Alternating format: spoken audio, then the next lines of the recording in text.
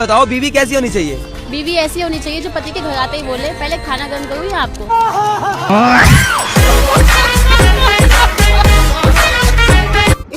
ये अपने पास रखो, तुम्हें कभी भी इसकी जरूरत पड़ सकती है। अरे लेकिन मुझे इसकी क्या जरूरत पड़ेगी? अरे मालकिन मेरे फोन में रिचार्ज करा दो। आप तुझे रिचार्ज भी हम ही करके दे, तू ही मुँह लगा के रखी है। अबे कर देना रिचार्ज। ठीक है, रुको जरा। आई लव यू मालिक। अभी सुनते हो?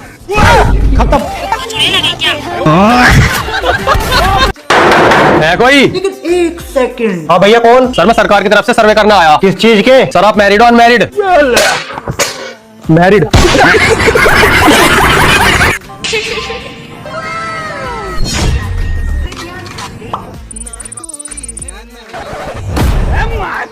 खत्म।